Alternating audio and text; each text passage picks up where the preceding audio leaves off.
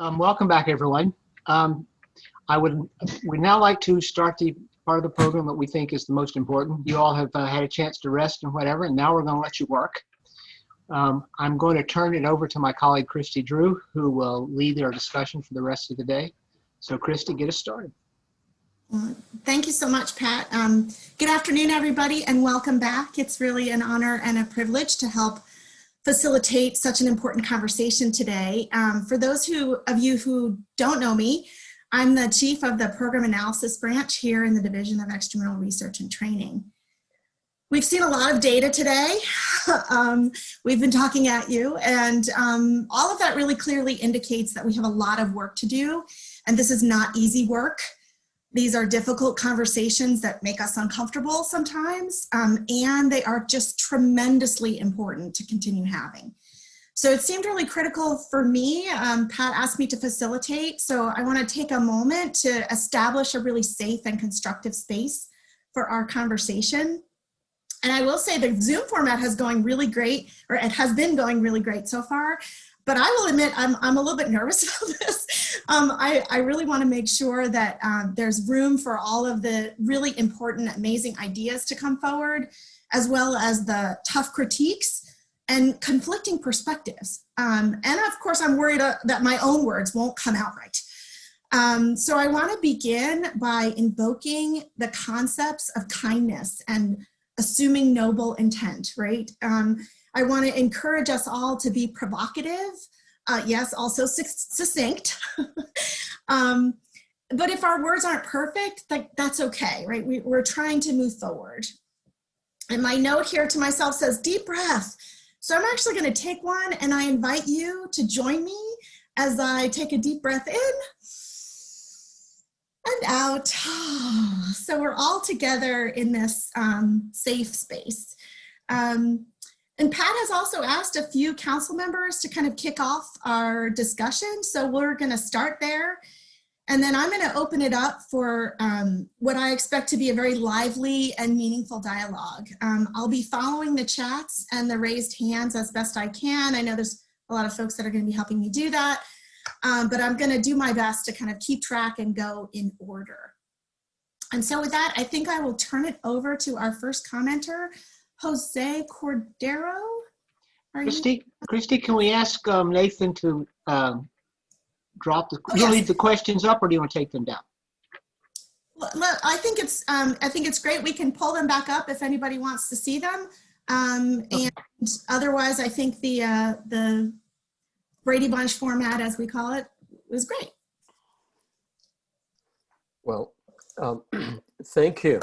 And I'm glad to have the opportunity to address issues of diversity. I think this is all a big challenge for all of us, regardless of race, ethnicity, social orientation, or disability. And I would like to commend NIH leadership and especially the NIEHS leadership for the work that has been done on addressing diversity. And I'm just impressed with the commitment and both the diversity and social justice that NIEHS has demonstrated for many decades. A concern in listening to this morning's presentation is that there's a lot more to learn. I keep thinking of all the things that, my gosh, I need to learn. And reflecting on that, I'd like to break three episodes, let's call them, in my career that relate to the points we're discussing so far. As you may know, I'm a Puerto Rican, and I did my medical training in University of Puerto Rico, and then moved to Boston to do my residency in pediatrics. And that's when I was about 20, and I was very eager to learn. One of the first things I learned is that I was not Puerto Rican. I was Hispanic. I recall this day very well, and I was presenting a case about a Puerto Rican child, and my attending told me, it is not Puerto Rican. You need to write it Hispanic. And at that point, okay, I'm Hispanic too, and I thanked him for attending for the comment. A few years later, I joined CDC, and then I learned that I was not Hispanic, but other. CDC reported data on disease and demographics as white, black, and others. So, and I was told that is the standard. But just fast forward a few years later, I was asked to join a grant review for an NIH institute. At the time, it was a time when NIH was beginning to include the requirement that human studies needed to include diverse group of participants, and that was actually a major requirement in terms of responsiveness to the notice of award. And the expectation was that proposals would say they meet that standard, and if they don't, they should not be brought for review. So one of the proposals I had to review was excellent in approach, innovation, and everything, and had great scores from that. But it was just a set in a participants in a suburban wealthy area in the northeastern state. No mention of including minorities, and no justification of reasons why it was not, why were they excluded. So I raised the issue of that actually it was not responsive, and other reviewers made it clear to me that they were not happy with my comment, and the proposal was approved and funded. And the result, that was the last time that institute invited me to review grants. At the times of this event, I first thought of them as learning institutional standards, but it's taken a long time to realize that we need to, that these actually are representations or examples of systemic racism or systemic racism. Well, I have to report that actually since then there's been a lot of progress, but it is really heartwarming to see the diversity and it may be great to see it, especially in the council. And even if sometimes, like when the other Jose was in the council, to see which Jose was being called. But at the same time, I have to say I have been missing having more council members that are Black. And I'm certain it's not because of trying. In my view, it represents an important signal. And I think we saw some of the data this morning that reflects that. I think we need to understand what are the barriers and enhancers that make it possible for different minority groups to succeed. And what actually are the barriers and the enhancers may be different in different kind of racial and ethnic groups. So for that, I apply the deep dive that NAEHS is doing to understand what are the steps that needs to be taken to promote greater diversity in environmental health research. So let me stop there and go on. Thank you. That's great. Thank you so much for that, Jose. Shukmei Ho, do you have a few words for us? Oh, you're still on mute.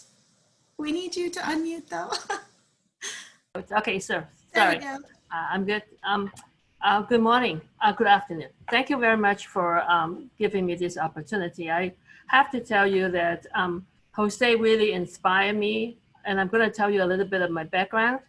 I'm an immigrant scientist. I actually arrived in Boston, stayed there for 28 years in the best institutions. And then I traveled to the Midwest, and now I'm in an ideal state, Arizona. So as I transition through all these diverse areas, I also realized that the diversity and inclusions means a lot more different than what we perceived. So if I may share this for 1 second, if you allow me, disable. Okay, so that's great. So basically, I look at one of the maps that you have showing the T32 and R25 programs, where they are located. They are in the exact opposite states where you have what we call the idea states. That means the states that have very little resources and not enough NIH funding. So I'm going to send it to Christy Drew later on to show her. So basically, I think there's a mismatch opportunity for us that we are not really partnershiping all the states and the universities that have the resources and the deep pockets to actually be able to train and nurture minority or underrepresented, or I would say disadvantaged populations of scientists. So if we can make that match better, it will be really good. For example, partnership with the historically Black college is one example, but also looking at the distribution of where you put your resources in. In fact, at one point when I was in Cincinnati, I was told that we're the only P30 in so-called, quote, the Midwest. And then now we have a lot more over there. So in my view, there are some opportunities here that we really have to utilize. For example, we constantly talk about how small the pool is. One of the important things is to increase the pool at a very early stage. So that means perhaps have some of the outreach programs that go all the way, not just to high school, to teachers, but all the way to citizenship literacy, to making sure that parents and even preschool teachers will have the opportunities to really reprogram. I would say, I love the word reprogram. Fred and I talk about that a lot. Reprogram our brain so that the fast thinking brain and the slow thinking brain actually will be developed simultaneously. So that's what I've been thinking about, increasing the pool. And that is also very important because by 6 years old is too late. I think 3 years old is about the limit. Then finally, I think changing the scientific topics, being the reason I think why child health and maternal health are actually not top of the priority has a lot of historical perspective, because economically and politically, these groups have no voice, or their voice are very small, and they have to be helped by other people helping them. So I think as an institution, NIEHS, NIH, we have the responsibilities to actually serve as their voice, just like our reviewers' job is to serve, is to actually speak for the applicants in their absence. So lastly, I just want to mention one more point, and that is the immigrant scientists. Looking at the PhD graduates in this country, 90% of them actually were not born in the United States, and these are NSF numbers. So for that reason, I really think that at some point we have to look at the criteria of your training, of our K training programs. In fact, if you look at the DoD, they do not have a citizenship requirements for many of their, well, almost all of their programs. So this is why we have been lucky in the United States to have this brain drain for 50 years.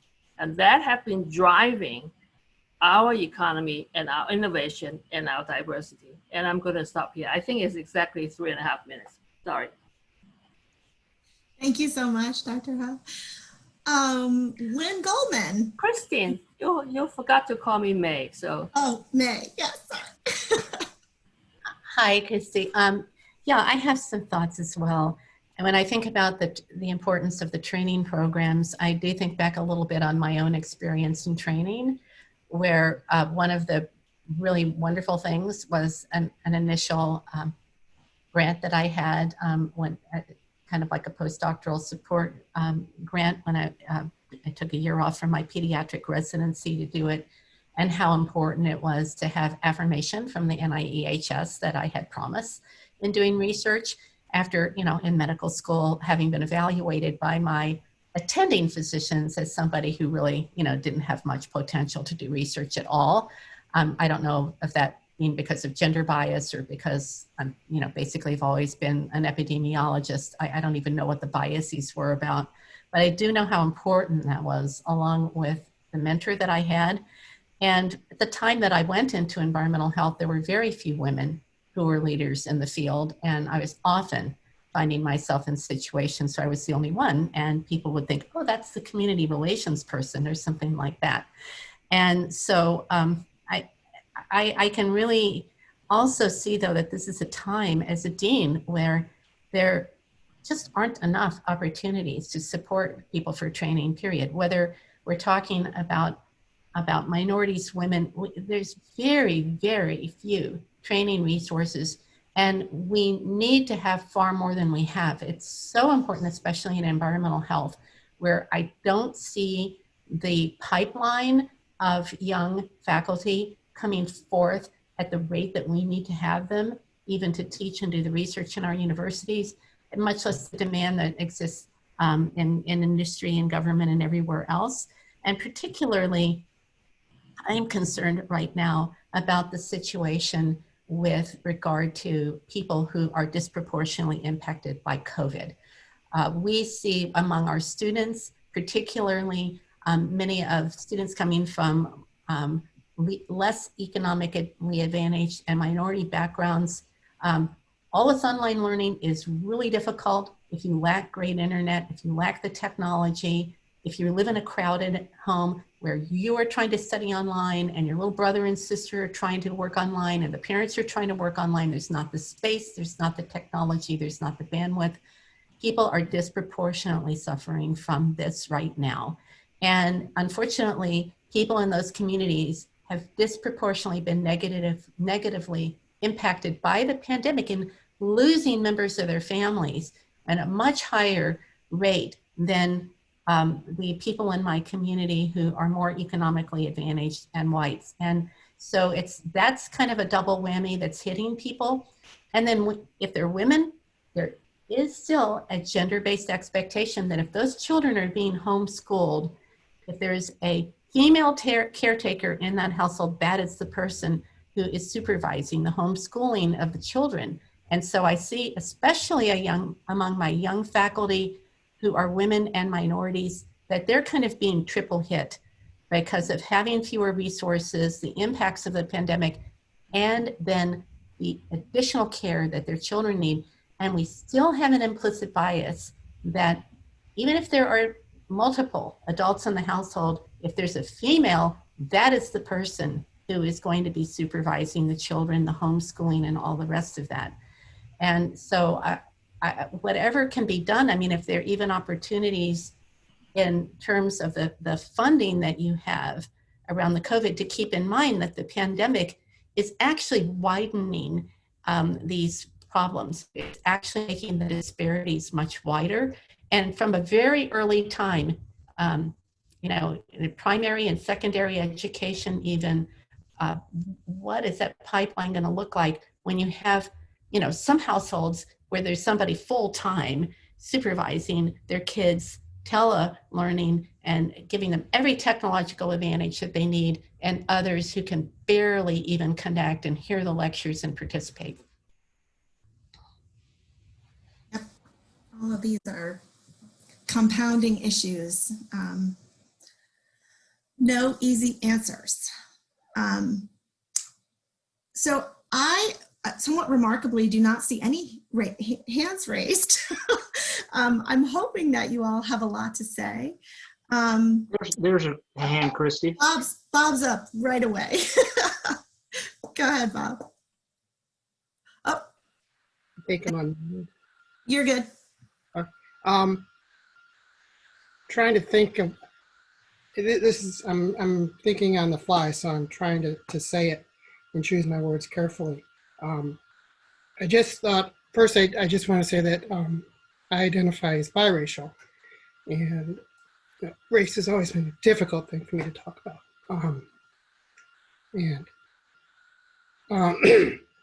As I catch my breath, one of the things that I really appreciated about the discussion before was when Rick and Pat talked about how they did listening sessions and internally within NAEHS, and I think that's fantastic.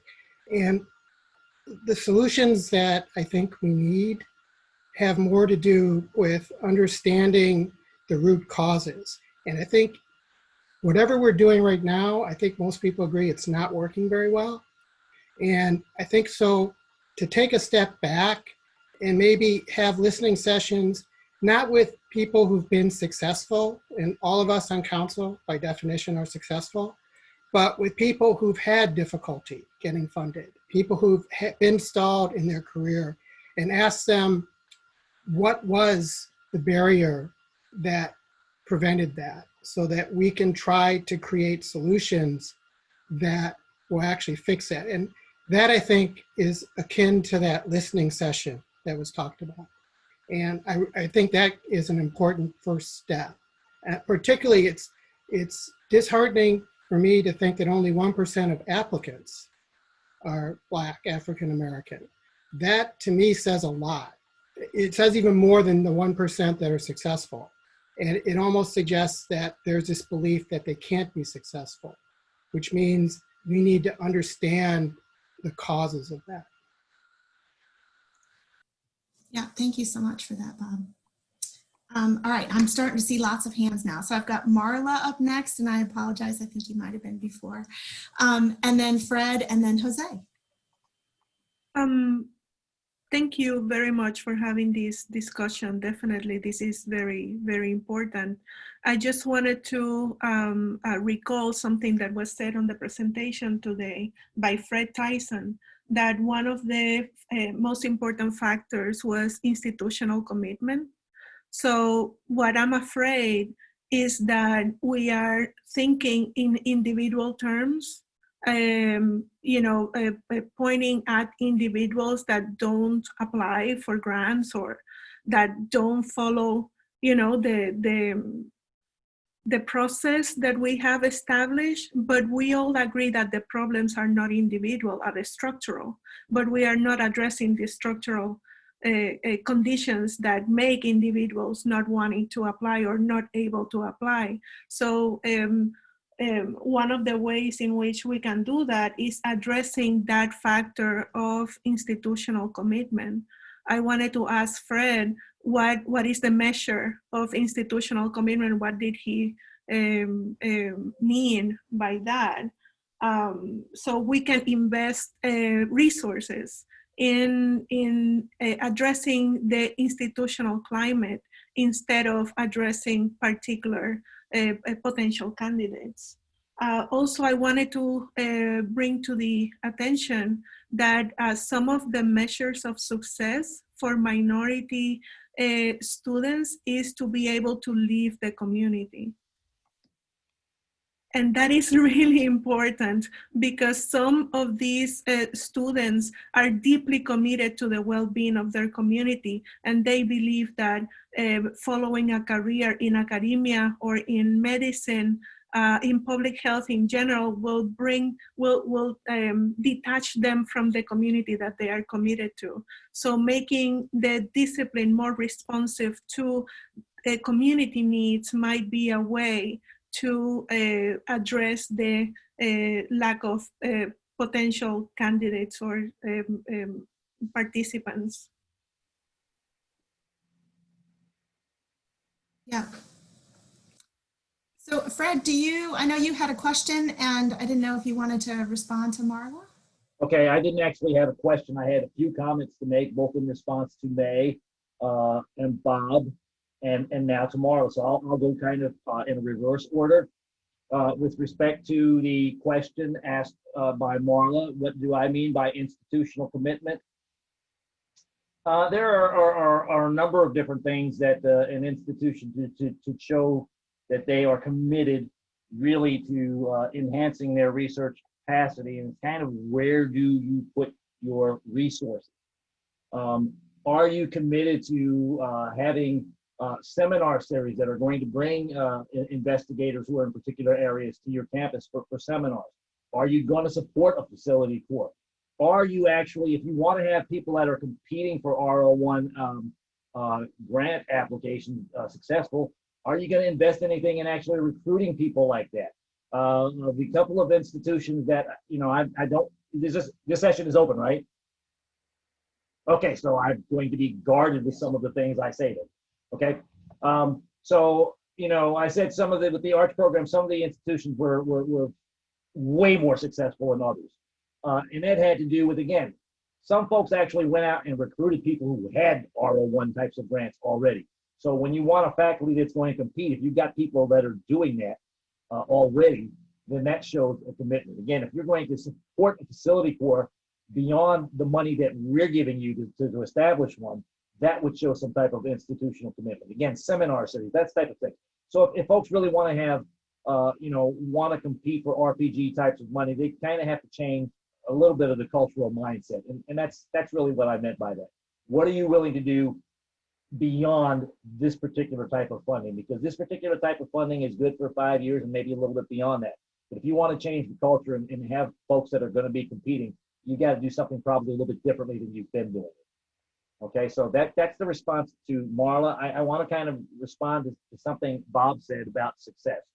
And again, since this is open, I'm not going to give names or institutions, but I can think of a particular investigator that immediately came to mind. He is successful. He is at a major university now, but for many years, he was at an HBCU. He was trained at a major university and supported by an F-31. And he gets funding from other places, but for whatever, and he publishes prolifically, but for whatever odd reason, I don't know if it's because investigators see his name and they saw the institution he was affiliated with before, he would never get fundable scores from NIH, which is really kind of bad because he's had a long-term association with NIEHS. And I suspect, I'm looking at Pat because I can see his face, you probably know exactly who I'm talking about. But I won't give names, but that happens. So Bob, you're very right. And I think a lot of this was touched on yesterday, and I was not able to hear Dr. Valentine's talk, but I bet that kind of thing was talked about again. There's name recognition or institutional recognition that kind of really impact review outcomes. And I'll leave that at that. And now I want to, the comment that I originally wanted to respond to was May, talking about are we actually starting to train people early enough? And I want to just kind of bring up something again. Most people on council, I doubt anybody on council, maybe May remembers this when we did this. And certainly there are some people, holdovers at NIEHS who've been here for a long time that remember when we did this. But we used to actually have a K through 12 environmental health sciences education program that did exactly what you're talking about, May. We were supporting programs that developed materials to train in classroom. We're talking seriously from K through 12. So obviously a lot of parents became, with their kids were in classes that were actually getting those types of educational materials. You had families and parents who were becoming more engaged and more educated about what environmental health risk exposures were. And that was certainly really important, I think, in certain communities of letting people really get a better flare or feel or exposure. Exposure is probably a bad choice of words, but for the types of things that exposures can do and just become more educated about the types of environmental risk that they faced and their kids faced. So that was the comment I wanted to make, Christy, and I will stop there. Oh, that's great. Thank you so much, Fred. It occurred to me that not everybody may know the raising your hand thing. So I'm just going to take a minute. If you click on the participant list, if you're here on our webcast or in the council session, if you click on the participant and you can kind of find your name, and there's a little hand that you can push, and that will put you in the queue. And I've got a bunch of people now in the queue. So I've got Jose, and then Andy, Irva, Jalone, Trevor, Robin, and maybe even Gary Ellison. So lots of folks to get through. Jose. Well, thank you. I just wanted to comment on Marla's and also Bob Wright's comments. The issue of that some people want to stay in their communities or at least be able to be close to their communities is something that's very real. I recall actually working very hard to recruit a Hispanic scientist to come to work at CDC at a very high level. And this person was actually being recruited by a number of other for universities, and we were sure that we're going to get a yes from this person, but asked to be taken to an area where Hispanic lived and how it did look, and from that, actually the answer was no. I ended up not in Ivy League that she's been offer a job, but in a place where there was a robust Hispanic community. And that is something that actually also have to be taken into account. And it's how the environment and where the job is or the university is either friendly or actually one that can really be inviting to groups of different minorities. In terms of Bob comment, I just want to say that my experience has been that in looking at students that are in minorities, thinking back, almost every student of a minority group, be African American or coming from another country or Hispanic, they have done very well, and they have gotten to positions either in research or in professional level. The real problem we have is how few we actually connect, and it's just, I think that we need to look at how do we collaborate with other institutions and other groups and in ensuring that the students know that there is an option, and especially in terms of research. I think that they're going also to other kinds of professional areas, and it is really in the high school that actually I think and even elementary school that we need to begin the process of creating a pipeline of students that could really say, yes, I'm going to move forward and be a scientist.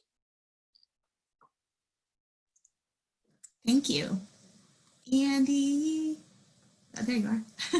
Christy, thank you. So I want to follow up a little bit on what Lynn and Lynn and Bob said earlier about topics.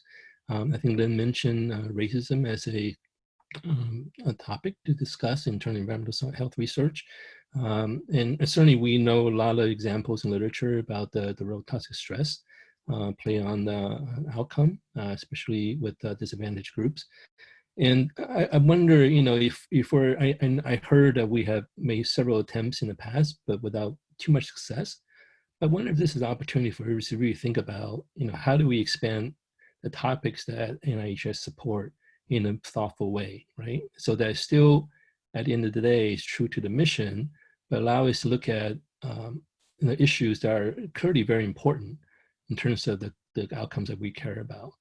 I understand the risk involved in doing that is that you're expanding the range of social determinants that you'll be looking at. Where do you draw the line, really? But I do think that if you don't make that attempt again or try again, you will be missing out on a lot of opportunities. And also by shifting the focus of funding, I think that will create a dynamic which allow you to create a more hospital funding environment and maybe attract more talents from those communities. Otherwise will not see a mechanism or opportunity, right, to tap into resources. I also want to talk a little bit about funding priority in the sense of from the people's perspective, right? I want to use Autism Speaks as an example. So we have gone through similar processes that you've been describing in NAEHS, internal listening party, speaking to external stakeholders and understanding.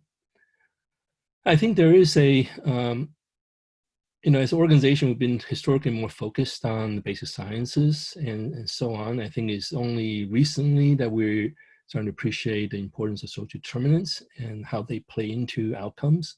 And I think this belated awareness has a lot to do with the composition of the organization, right? So I can share with you that out of 200 some employees at Autism Speaks, we had 6 Black employees, all of them women, no Black male anywhere in the leadership role position or in the program team. I think that has a lot of,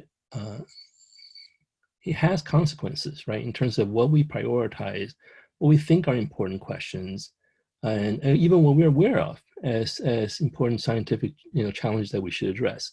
I'll give an example. We all know that the pandemic has broadened or has widened existing inequities and disparities. And some of these things are there before. For example, food insecurity, the inability for some families with children with autism, especially from the minority community, being unable to more successfully adhere to public health recommendations and self-care, accessing personal protective equipment, and so on and so forth. So they're being affected by the pandemic disproportionately. Now we see data from the state of New York and New Jersey, where we're seeing individuals with developmental disability, including autism, are twice as likely to become infected, 5 times as likely to be hospitalized, right, based on state data. So they are being affected disproportionately. And the reason they're being affected disproportionately is not having access to the kind of information, that are culturally competent, or having resource access to, or even know how to navigate some of the system to get there. And the reason we, as an organization, talking about that we haven't been focused on this issue, so we've been caught flat-footed and trying to respond, right, is because we haven't had the people, I think, really understand, who are from this community, who understand the challenges that they deal with on a day-to-day basis, and been thinking about what are the opportunities that we can explore, leveraging our funding mechanism to address. So back to you. Thank you so much. Right, it feels like there's so much room that needs to be made, right, and that involves shifts of power. So, all right. So Irva, and then Jalone.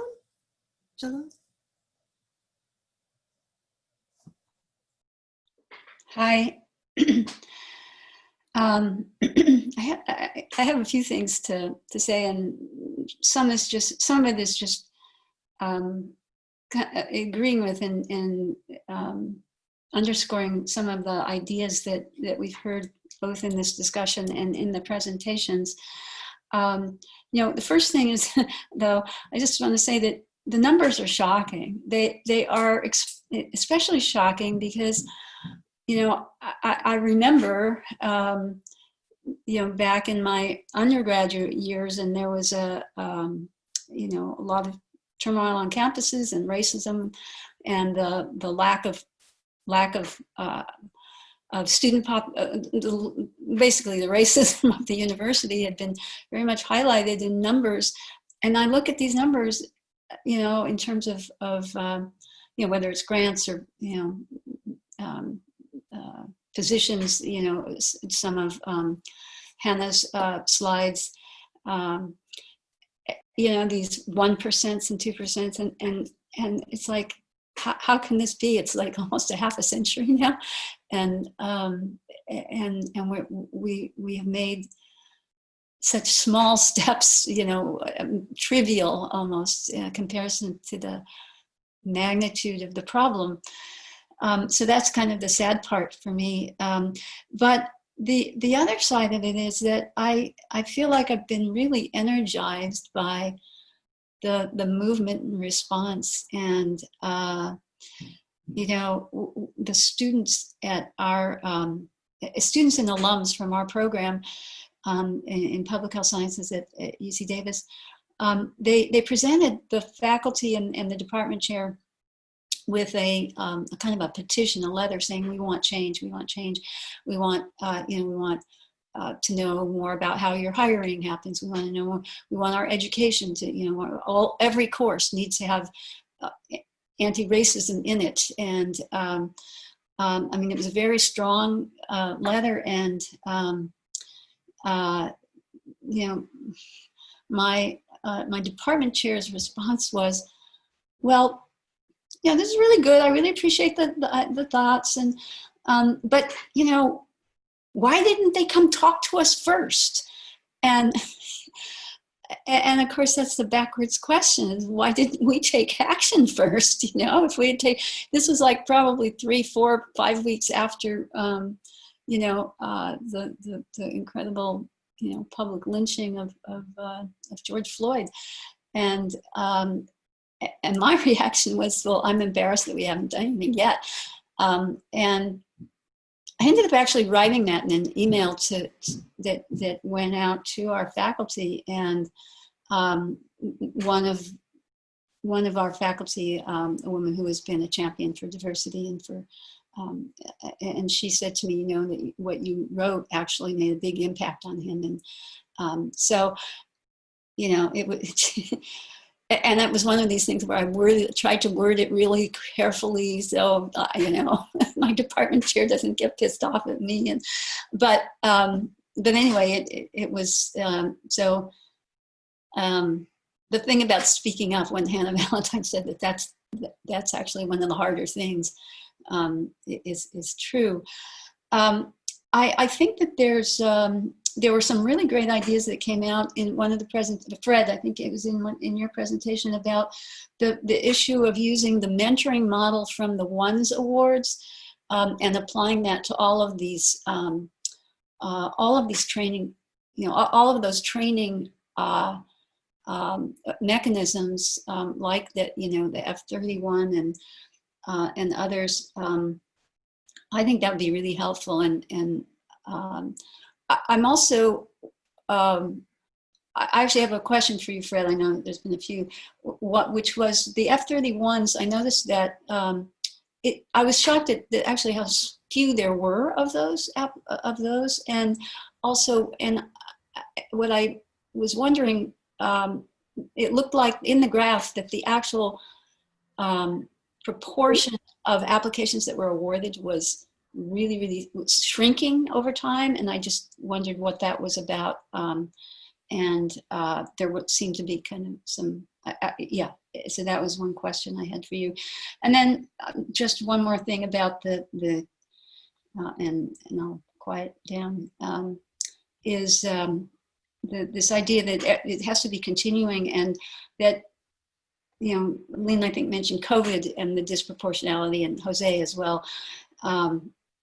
But I think it's broader. I mean, it is COVID, but climate and health is the other place where, you know, who is already and who is going to be the most affected is going to be people of color, Black, Indigenous, low-income areas as well. And it's horrific, and it's also an opportunity, because I think this is one of those places where the younger generation is much more on this issue than the older generation, and the opportunity for increasing our pipeline by addressing those issues specifically, I think is really great. And you know, we've already seen that, a lot of students being very interested in working on, you know, the wildfires. And the interesting thing is, of course, the wildfires are kind of indiscriminate. They don't really care, you know, what your color and really where you live. Actually, in some cases, the wealthier people are more likely to live in those urban wildland interfaces where they've got trees all around their big homes and such. But the longer term effects is where that disproportionality is, and the financial impacts is already being seen, even just in a few years now of these wildfires. So I see that as really a potential opportunity that NAEHS and you know, our funded faculty and our grants can take advantage of. Thank you so much. I will just take a minute just to respond to your question, because I think, and maybe some of the analytical team can correct me in the chat if I'm wrong on this, but my recollection, having looked at the F31 diversity program, is that the scores aren't very good. And so it's hard to fund, right? We already have a pretty wide range that we're trying to fund. And that's actually part of the driver for the mentoring program, sort of our discussion around that. Well, how can we actually improve the grantsmanship and get them more into a fundable range? So, but I'll invite other folks maybe to respond to that in the chat so that we can hear from other folks. And is it on? It's Jalan. Jalan, thank you. Yeah. No worries. And no, well, thank you, Christine, first of all, for creating the space for this conversation and reinforcing kindness and getting comfortable with being uncomfortable, and just taking the time. So thank you.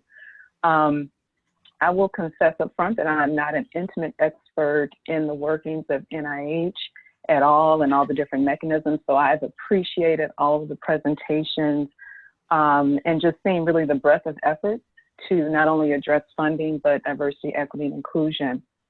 But what I will say is I do understand as identifying as a Black woman who has in many ways experienced racism, sexism, patriarchy, and was told by my first year undergrad professor counselor that because I was a Black woman, I probably should go to the liberal arts school and not try and be a chemical engineer because I didn't share his ethnic background.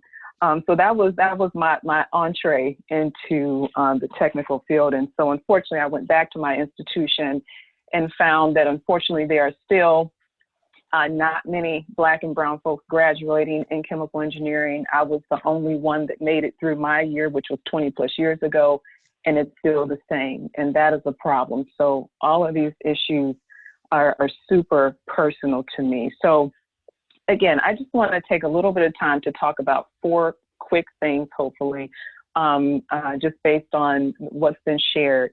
And my experience, again, is working for a community-based environmental justice organization, but also being a scientist and now in philanthropy, in the business of trying to get money to folks to do good work.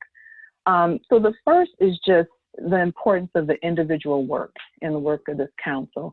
My hope is that this is not the last time that this will be discussed. And I want to really challenge us to, at every conversation, is there something we can do in every meeting or interaction to reinforce the importance of diversity, equity, and inclusion? And I think representation, but also making sure that what the council looks like is reflective of what we're trying to see and what our society is.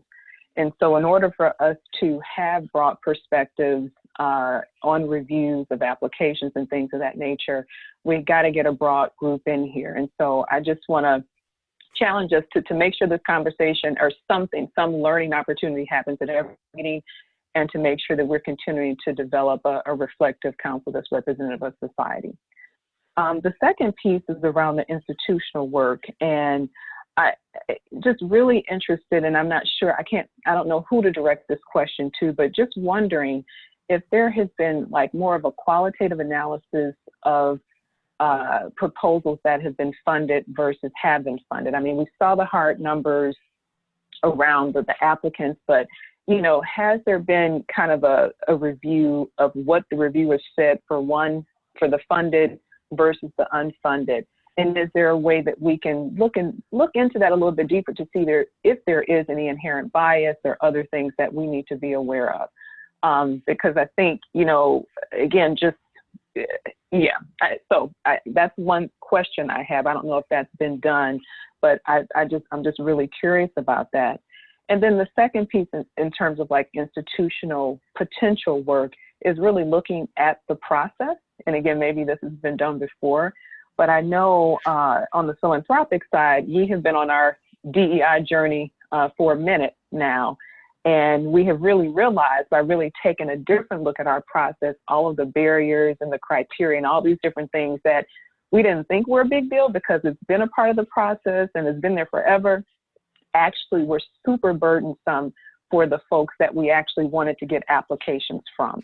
And so is there a way to take a fresh look at, you know, the process again that, you know, that this takes on? The second piece I'll just say the targeted pipeline, I think is super important. What other folks have talked about. Again, it's so important for young scientists to see themselves in these spaces and in these potential career paths. And so I echo everything, and I would only add the importance of retention. It's fine to get folks in these positions or get them in these labs, but how do you create a culture and environment that keeps them there? And I think a lot of that, again, I can offer from experience. And then I would say the last thing is, you know, and this is kind of radical and crazy, and again, you know, bear with me for my ignorance in this process, but, you know, is there a way kind of based on some of the presentations in terms of some topic areas not getting the notoriety or the amount of funding, and certain geographic areas not being represented, and certain Black and brown scientists not being represented. You know, is there a way to create, I don't know, a funding program or a mechanism? And I'm particularly thinking about the T32 and the R35. I think that actually targets geographies where we're seeing more of the need. So if, for example, there are higher disparities in some particular outcome that happen to land in a particular geography, and also a place where we are not seeing a lot of researchers of color, that we can create some type of mechanism that is targeted at the stacking of those things that we want to address, and create it where it's flexible. I think about the federal permitting process and the reason why certain communities aren't able to respond and give comments on certain federal laws and permits. Well, a lot of times the process is inaccessible or it's not understood. And so some of the ways that they've done that is have particular trainings, particularly for the folks that they want to get engaged, more time. And those are kind of simple things, but is there some type of research opportunity that can target hitting unrepresented researchers and scientists in areas that we are seeing that have, again, multiple disparities on whether it be, climate, cancer, whatever, and then also brings in a community of researchers that we haven't targeted or aren't at some of the, more highfalutin institutions that typically give funding a little bit easier. So I'll stop there, but thank you. Well, thank you so much for that. Lots of provocative questions there. I will say a couple of things. One, if you look at any map of where we're funding, there's big gaps, right? And that has not changed since I've been here at the Institute. And so we do have some work there. We've also very recently tried to look at the HBCU applications. Again, incredibly low, like 0.5% coming from HBCUs or predominantly Black organizations. So it's very, I think there's some ideas that we could try to percolate on there.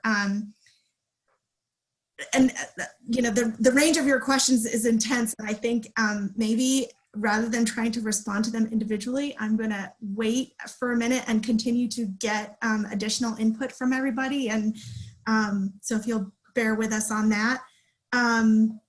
Trevor, I have you next, and then Robin, Gary, Edith, Katrina. Oh, there's so many, which is great. Keep it coming. Be provocative. That's what we want.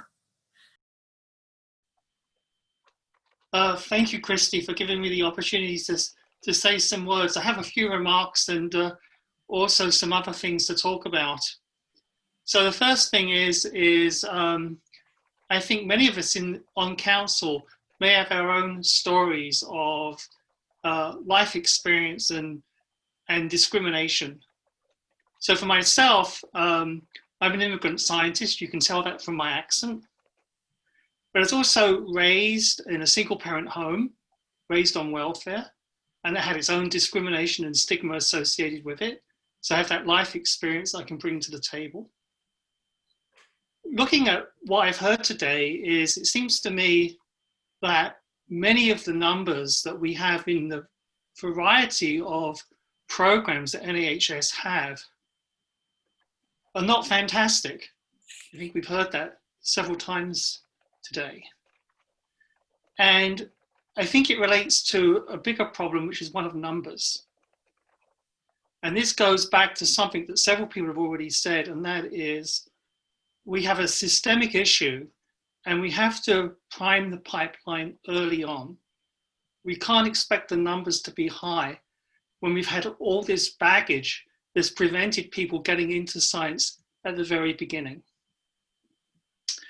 And so I support the idea of having early intervention and education programs in the early K years. But I think one point that needs to be made is who are those people that are going to be doing that K through 12 education.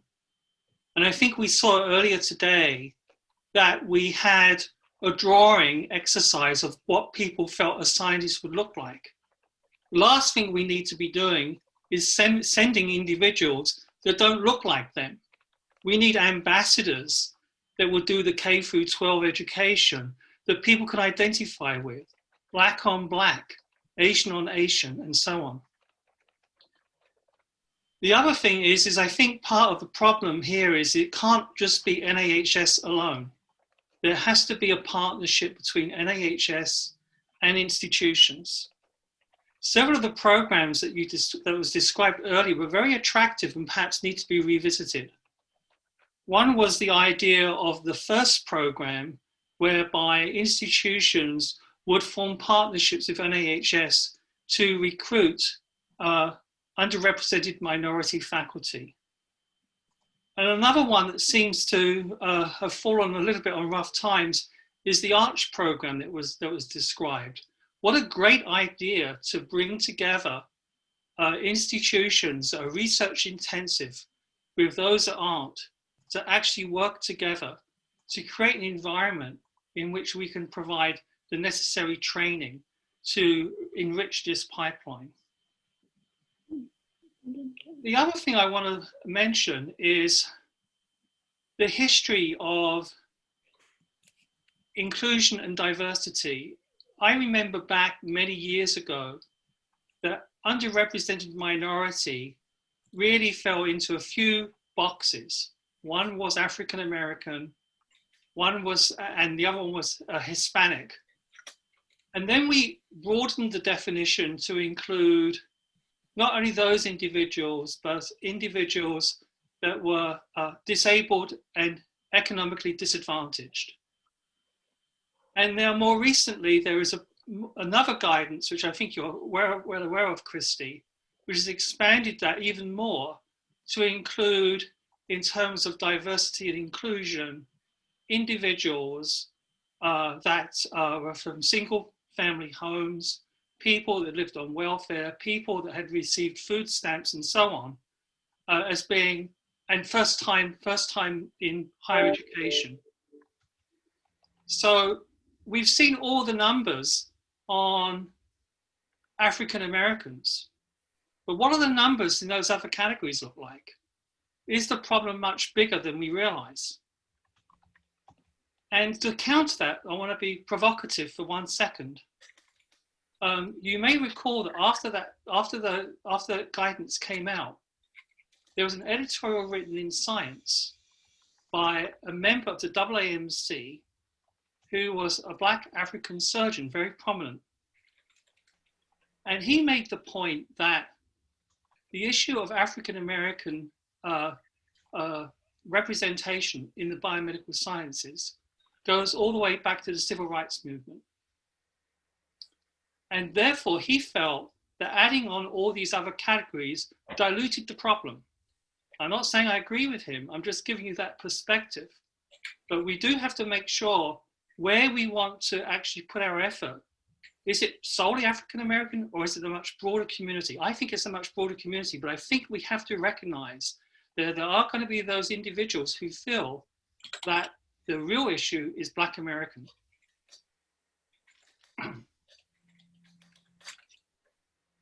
Those are my comments.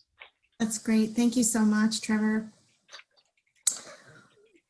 Robin. Thanks, Christy. And again, thank you for leading this and for creating a space so we could all talk. And I raised my hand in response to Bob's comment, because I really think that's important. And Trevor touched on it as well.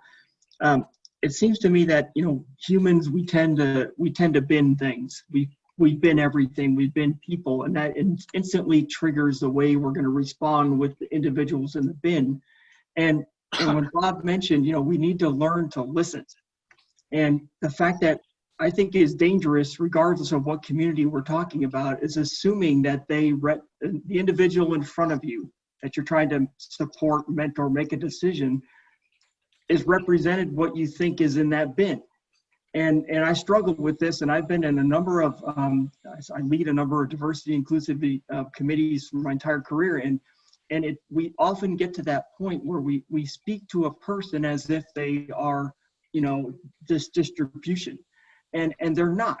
And none of them are. You know, Trevor touched on it, and when Dr. Jackson yesterday, even in the example of the sleep deprivation, I thought it was really telling to show that the race wasn't the most dominant one for that particular challenge. It was circumstance, right? So if you're going to address that particular sleep, it's really the circumstance. Race certainly factored in, but when, you know, a lot of folks are in bad environments, and I think we're trying to make decisions about groups, and I really strongly think we need to listen, intensely listen, like Bob said, and individualize our support. It's harder to operationalize, I understand that, and certainly the challenges are evident based on the data that we see, but I think it would behoove us to learn to listen to our folks a lot better, and to guide them. In terms of particular programs, Shukmei, I totally agree with your comment that, you know, we see the T32s and the R25s, et cetera, R35s that R25s that they tend to go to places where there's good support. And we talked about that, I think, two councils ago with some guidance, and finding a way to directly hardwire link them to these other institutions where these students are.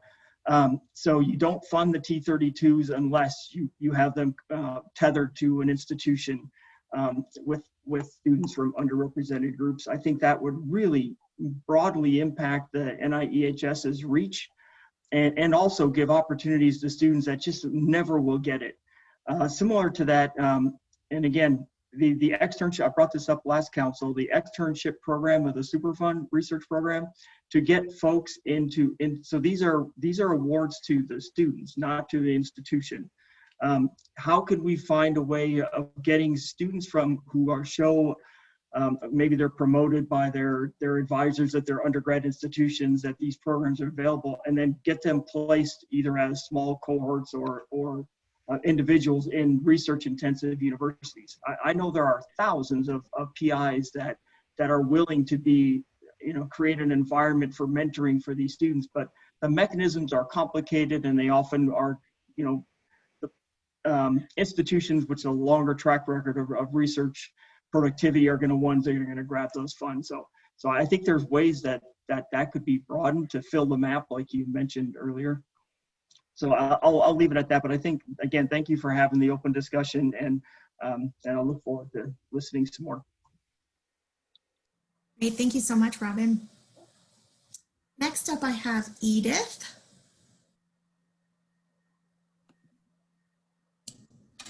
Thanks. I think the advantage of going last is I'm just sort of saying ditto, ditto, ditto. But I do want to say a few things. I think that Bob's idea about the T32 in requiring a link to some sort of minority serving institution is an important one. And I do want to point out that I think that, and for the most part in reviewing training grants, I think people take that very seriously about the diversity planning and the performance. And I think those are the kind of metrics in the enforcement that needs to continue.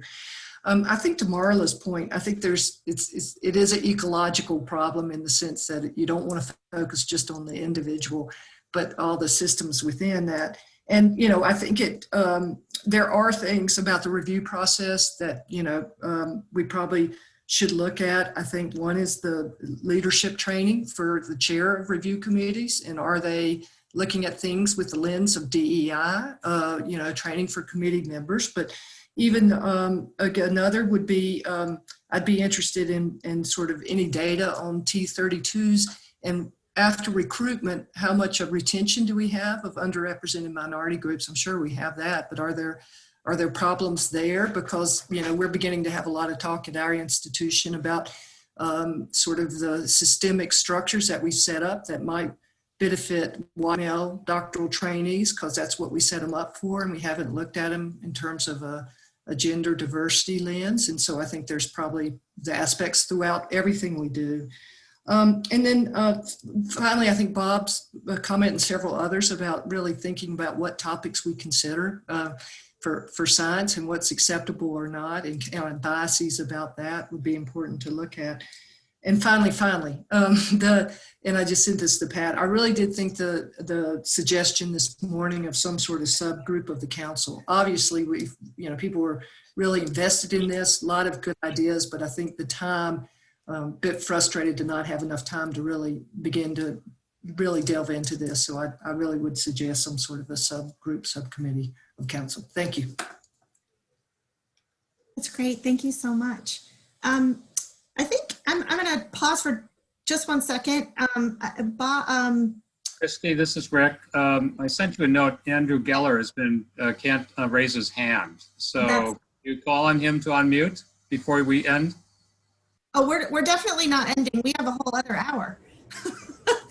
I've got there's many folks. We're still going strong. So let's. I'm going to go with Katrina, Terry, and then Andrew, and then Patrick, and keep going down the list.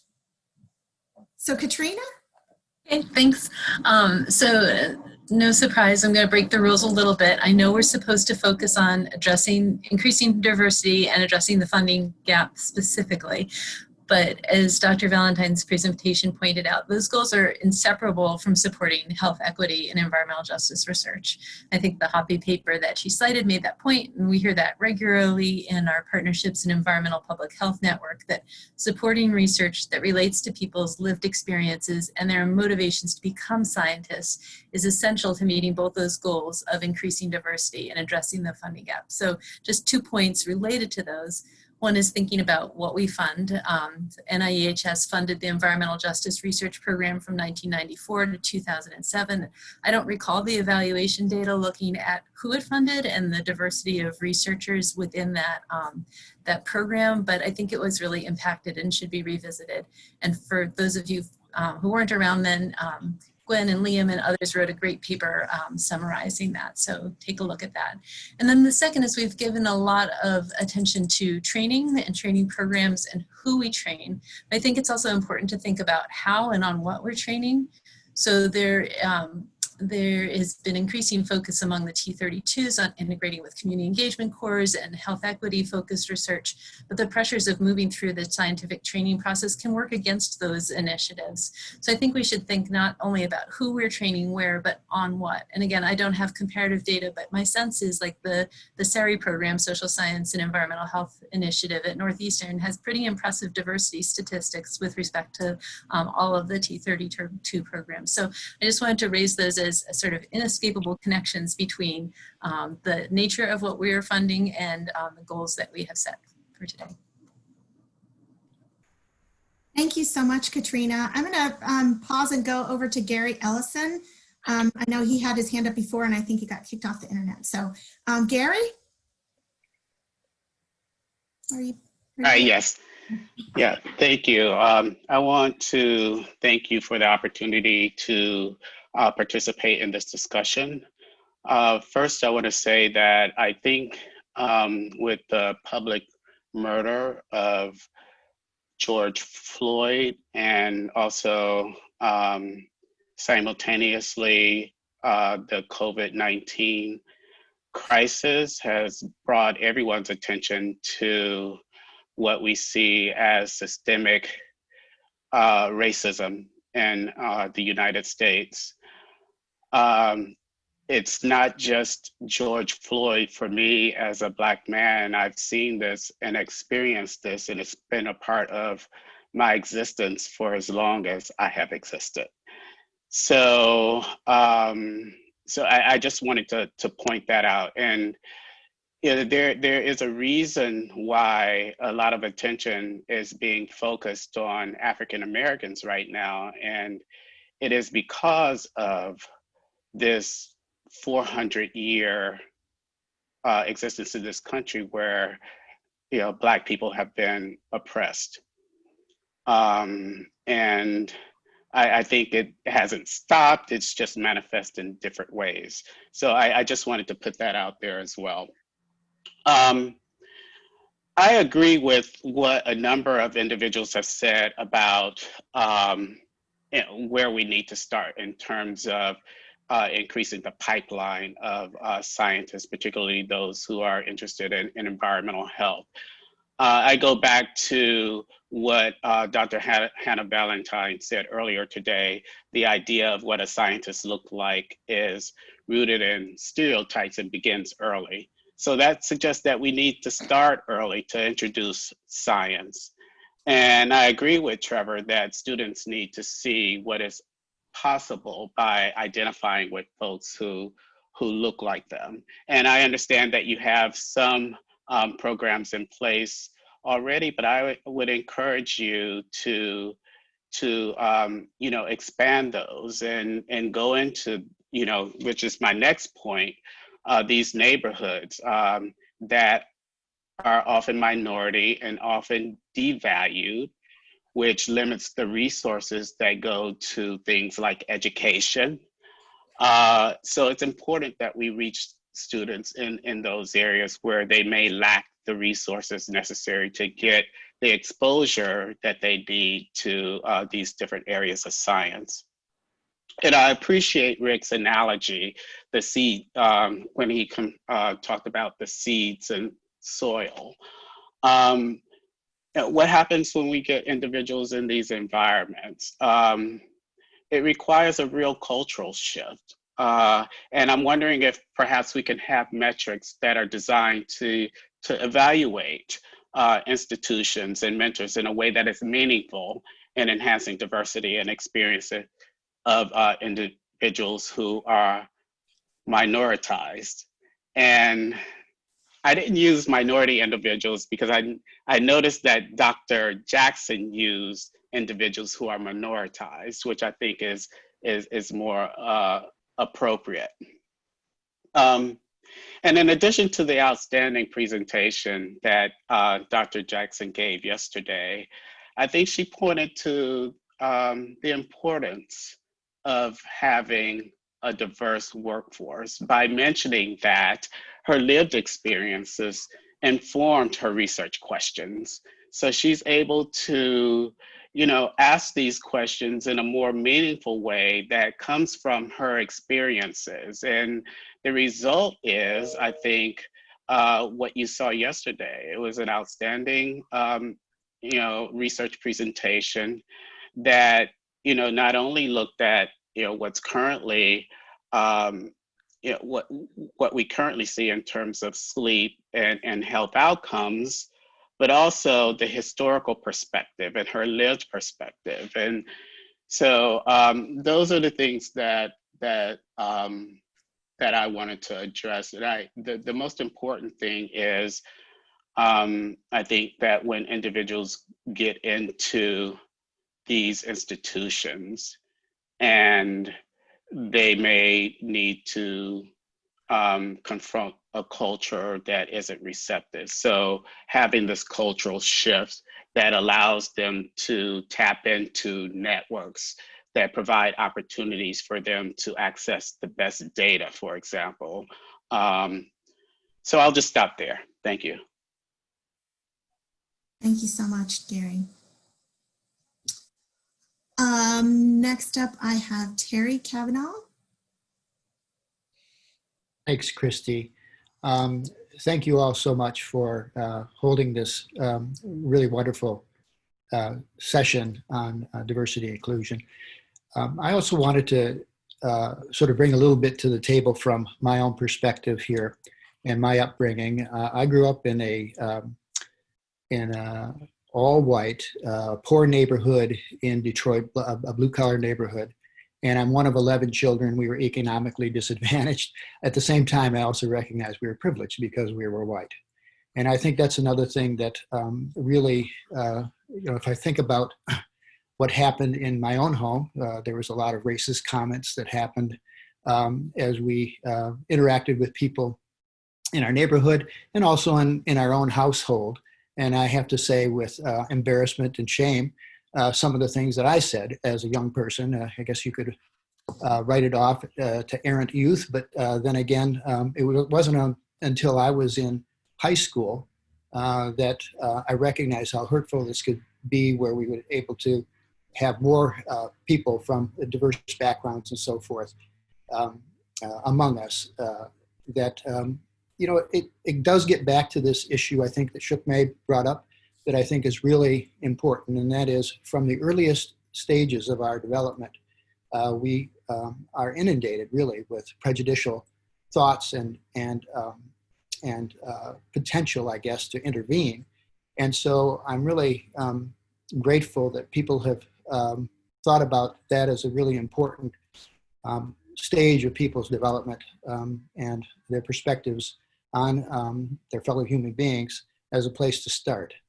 I would also say that I'm kind of curious about some of these programs that I think David Balshaw was proposing, for instance, the R15 program as one way to encourage more development in the pipeline of minority serving institutions.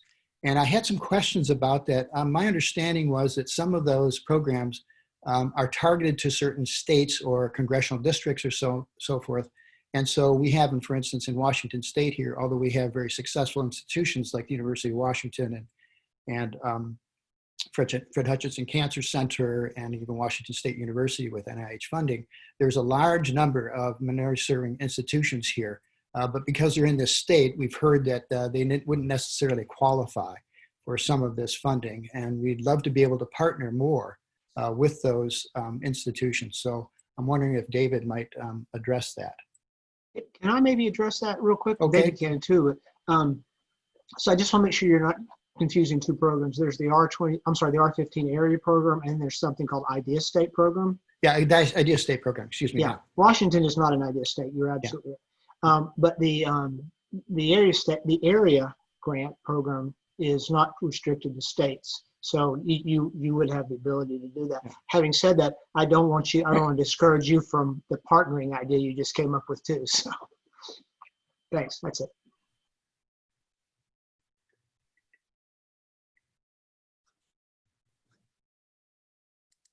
All right, that's me next. Patrick, are you? Yes, I would just like to offer a few things. It's difficult for me to talk about racism also, being a person of color. You could easily imagine that growing up, being educated in the United Kingdom.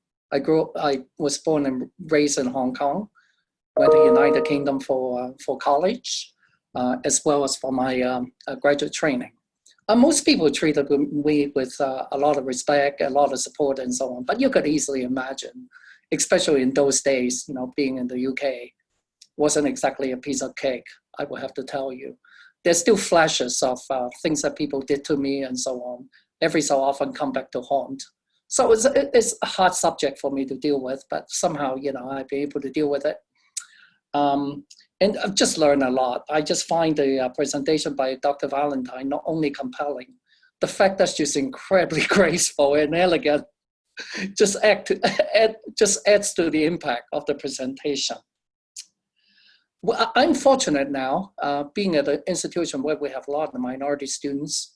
So the opportunities for me to contribute to the mentoring and also guiding minority students is probably a lot more often, a lot more frequent than the opportunities available to many of my colleagues sitting on council.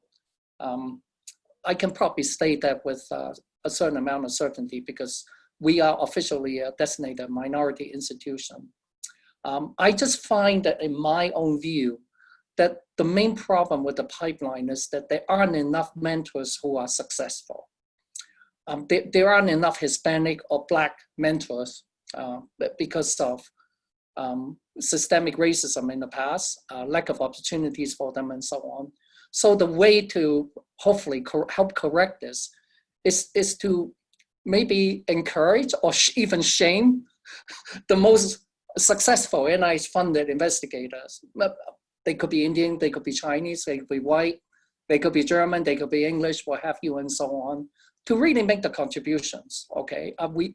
I do feel an opportunity and also obligation to do my part to help others, especially people of color, okay, to succeed. Institutions are not doing enough, including my own. Not doing quite a bit, but not enough still. to convince the really successful people, regardless of their background, ethnicity, and so on, to act as mentors and role models of people of color, people of underprivileged backgrounds, and so on. If the NIH, and in particular the NIHS, can come up with creative ways to use a carrot and also a stick maybe, okay, to encourage people to think more about that, to commit themselves, to devote more of their time and energy, to pay back, so to speak, if for no other good reason. You know, we have an obligation, we're receiving taxpayers' dollars to advance our own research objectives and so on. I do believe that we have an obligation to give something back. I'll stop there. Thank you so much. And I have Brad Reset. Thanks. Just wanted to say a couple things about my my experience with NAEHS and supporting my my work with underrepresented minorities and women. Sorry, I've been sitting here for a long time. So I was fortunate enough to have an NAEHS K-24 for 10 years. And from the beginning, I made a focus of that K-24 mentoring grant, focus on trying to identify and mentor women and underrepresented minorities. And over that 10 years, I had really had the privilege of mentoring over 30 women and 11 underrepresented minorities. So it was, for me, that protected time, in addition to my other grants, was used with that in mind, is that I really wanted to increase the pool of women and underrepresented minorities in clinical neuroscience research and environmental health research. And I'm seeing now the benefits of that. I now see, you know, I have underrepresented minorities that I mentored who are now mentoring underrepresented minorities. So I think that I'm starting to see that we're building, built some of that talent pool that is starting to expand and do exactly what Bob and others have been suggesting.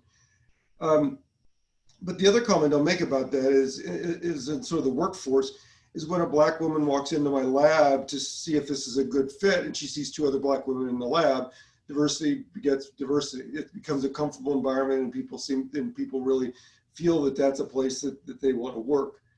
And through that time on K-24 and even today, I've had a lot of focus on really trying to identify people at earlier stages of their research careers, as many people have discussed already.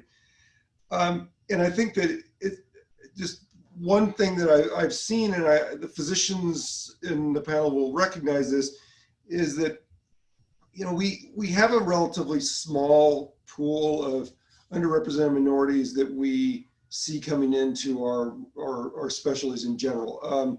So in my department, we've made a really strong effort to recruit underrepresented minorities and women into our neurology residency. And any given year now, we're 30 to 50% of our residency will be underrepresented minorities, which is not a trivial accomplishment. But we're in an institute that represents a relatively small portion of NIH funding. It's a little bit more niche, and not as many people may be interested in that, especially physician scientists. And one of the things that I've seen is that the women and underrepresented minorities do the same thing that the overly represented people do, and they choose the specialties of the flashiest, and we have a hard time attracting them. They go into dermatology, they go into surgery, they go into these specialties where we have a very difficult time competing against that. So I think it's really critical just to double down on what's been stated previously, that we really need to continue to try to identify people at those formative years so that they become interested in environmental health research. Because once they see all the bright, shiny objects in medical training, it becomes very difficult to attract them to what we're doing.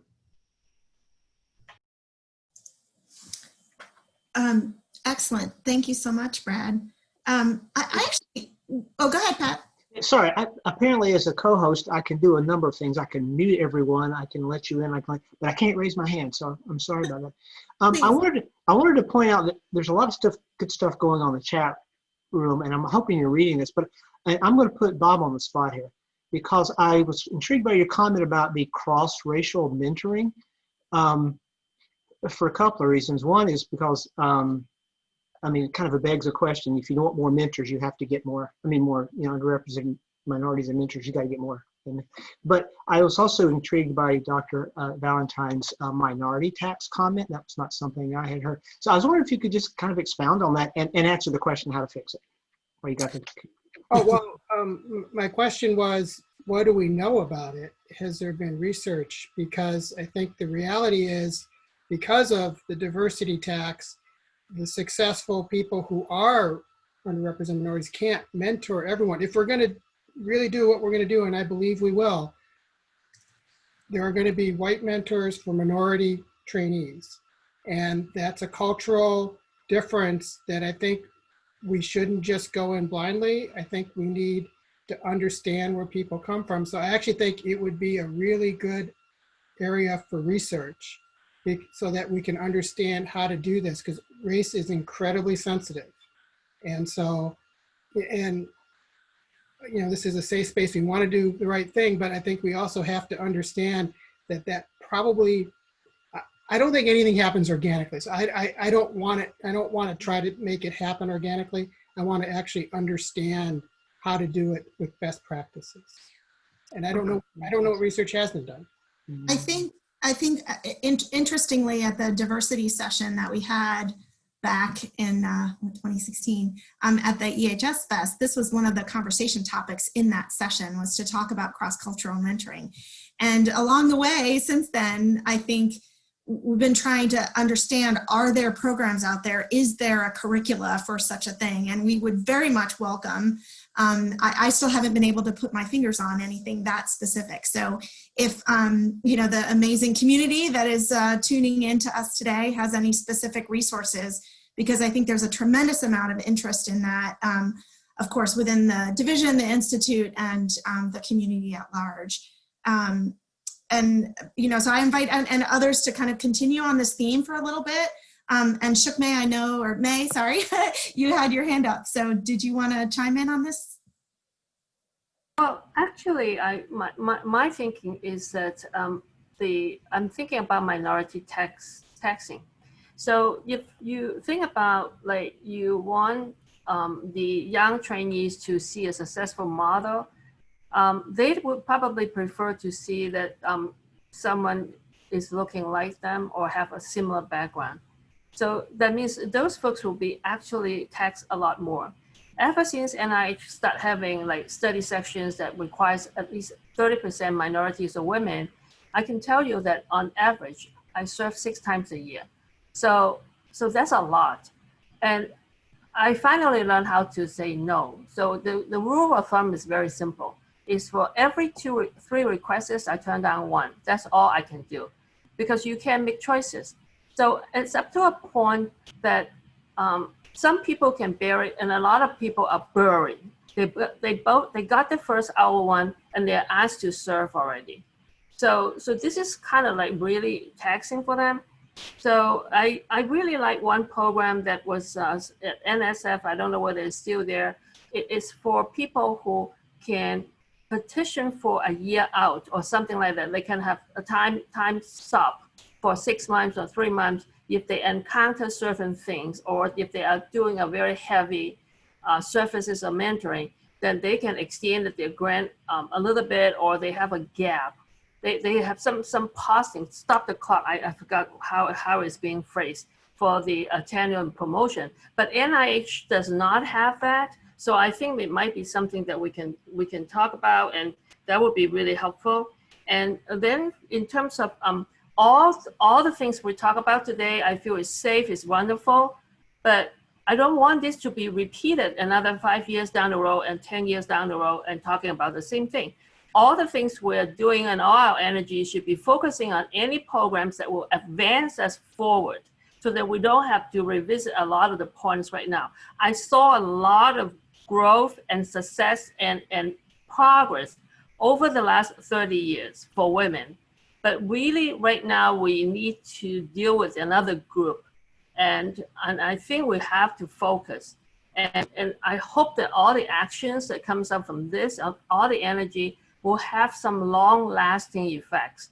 And a small committee and with a very good focus group will probably be one of the mechanisms that we can achieve that. And I am going to quiet down and thank you very much for the opportunity.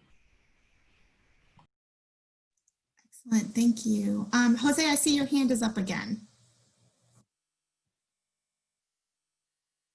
Well, I was just going to say that sort of listening about the questions of mentorship. I think that I agree with Bob. We need to learn more about what are the really key factors that help mentorship. And I have to say that two of my best mentors that I owe probably the career that I have were white, and but I would say both with a great cultural sensitivity, and actually these mentors that now are my colleagues and friends, and we have established as a lifelong friendship. But I think that needs to be studied, because I don't think it's all about finding, let's say, mentors for Hispanics that happen to be Hispanics, or Black mentors for Black investigators. I think that there is something more, and I think we need to understand it better.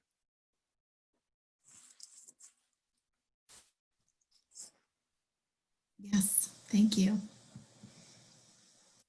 I mean, it seems to me that it's going to be really hard to change the complexion if we can't figure out how to mentor people that don't look like us. Exactly. I would echo that personally. I think that we need to remember that. I think that Dr. Ballantyne said something very important in that, and it's that a great mind thinks differently. And I think that's another part of the diversity. Mm-hmm. Mm-hmm. Christy, don't forget about Andrew. No, I'm terribly sorry. I did. I'm sorry. Andrew Geller, please. No worries. And I'm so sorry. No worries, Christy. And I just appreciate being able to be part of this remarkable discussion. I actually want to circle back to what Katrina and Andy Shih raised a little bit earlier, and that's the ask, the topics issue that Dr. Ballantyne described so compellingly. You know, earlier this summer at the NAEHS workshop on aging and environmental health, one of the issues that rose to the top was not just the biology of aging and the environment, but addressing the racial disparities in health, well-being, and longevity. And I think that by soliciting research on the topics of the impacts and interaction of race and racism and biology, perhaps we'll have a better chance of drawing those grant applications. So we've got low grant numbers, and with those applications, hopefully trainees. So we have to have topics of explicit interest. We've used language like social determinants of health, and we've certainly had grantees in the Children's Environmental Health Centers and the Centers for Environmental Health Disparities address social determinants of health. But I think we need to make more explicit the ask for hardcore incorporation and operationalizing of the social construct of race and racism into the exposome, for example, and its interactions with human biology, disease, and biomarkers. I think we need to look for this and weight it in peer review and in evaluations of the grant applications. I also think we need a different mix of scientists. So the centers studying health biology need anthropologists, they need sociologists and social geographers. So we should look for and train people in these disciplines and ask that they be included in the teams that are drawn together for these applications. Because I think without these disciplines, we're not going to make progress. And with these disciplines, I think we can ask the right questions, and we can also increase the size of the talent and trainee pool beyond the medical and biological, natural sciences, and environmental engineering. So thank you for for remembering to call on me. Oh, clearly, this is what I was worried about, forgetting people. So anyway, I do apologize. No worries. No. Christy, can I ask, sorry, I don't mean to monopolize, but I was wondering if I kind of bouncing off what Andrew said there is the question you mentioned review. One of the things that we as the people who make the trains run is where do we go to look for biases in our processes that we may not be able to see? Obviously, if they're invisible to us, we can't fix them. And I'm sorry not to pick on Bob again, but he said something about in a chat yesterday about that using the terms the significance and the innovation, which are two of the 5 pillars of our review criteria, may what you say impair diversity or whatever. And we've talked about trying to get more younger underrepresented URMs people into reviews, because that's a great way to learn if you've done reviews, to learn the business. But again, I'm asking from the outside, from you from the outside, are there things that we should be looking at that look biased or troubling to you? And if so, help us out. Well, I think my point is that we assume that the way we define significance and innovation is correct. And we train people to use those criteria when they review a grant. And because NIH is very, very influential, institutions are built around making sure we follow those criteria. So if those criteria value, I'll go out on a limb, if they value genetics more than they value health disparities, then institutions are going to build their infrastructure around genetics. And so people who are interested in health disparities become at a disadvantage, not because it's an overt, racist opinion genetics is important, but there are a lot of things that are important besides genetics, and priorities are changed. And I don't think anyone could dispute that NIH as a whole values genetics more than other causes of disease. Every institute studies genetics. Institutes are willing to study environmental health outside of NIHS. In fact, as a applicant to other institutes, I've actually been told I shouldn't be applying this because NIHS should be doing this. I've actually had that told to me by other institutes. So even though I might point out that there's a genomics institute and that institute funds genomics, that's not a great argument.